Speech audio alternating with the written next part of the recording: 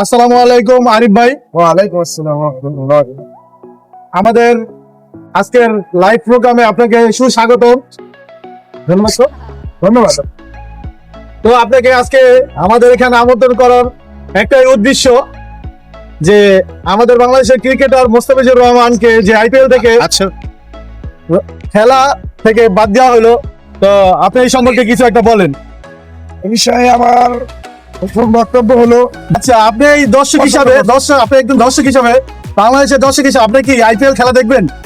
আমি তো আইপিএল কেন, আমি এখন বাংলাদেশের দর্শক হিসেবে ইন্ডিয়ার আইপিএল খেলা যাতে কোনো সার্ভারে না পাই, আর এবং আমার দাবি এটা মাননীয় যারা আপনার উপদেষ্টা মহোদয়গণ আছে তাদের কাছে আমাদের দাবি, এই বাংলাদেশের যে এই যে চ্যানেলগুলো আছে ইন্ডিয়ার, বিশেষ করে অনেকগুলো চ্যানেল আছে, এই চ্যানেলগুলোকে আমাদের ব্যান করে দেওয়া উচিত। কারণ যেই দেশে একজন খেলোয়াড় এখন টিভি চ্যানেলও তো দেখে, এখন টিভি চ্যানেলের সাথে সাথে জনপ্রিয় হয়ে উঠেছে ফেসবুক লাইভ গুলো, এই সম্পর্কে আপনি কিছু বলেন।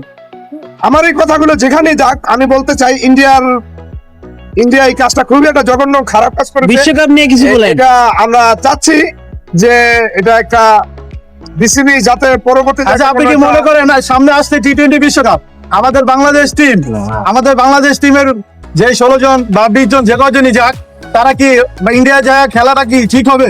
আমি মনে করি যেখানে একজন প্লেয়ার প্রাণের নিরাপত্তা নাই, সেখানে আমাদের প্লেয়ার তো মনে করেন 15 সদস্য দল, সেখানে আরো টিম ম্যানেজমেন্ট সহ থেকে 35 থেকে 40 জন লোক আছে। ভয়াবহ একটা ঝুঁকি হ্যাঁ, থাকে। এখানে আমি মনে করি এখানে একটা ভয়াবহ ঝুঁকির মধ্যে আছে।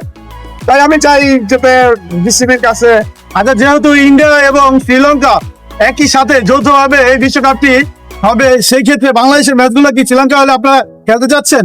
এটা আমার ব্যক্তিগত কথা না, আমাদের দেশে প্রায় 20 কোটি লোক আছে, এখানে 10 কোটি লোকই বলবে যাতে আমাদের ইন্ডিয়ান ভেন্যু চেঞ্জ করে আমাদের শ্রীলঙ্কার ভেন্যুতে যাতে আমাদের খেলাগুলো পাকিস্তানের মতন আয়োজন করা হয়। এটা আমার বিসিবির কাছে এবং আইসিসির কাছে এটা আমার একটা দরখাস্ত রইল।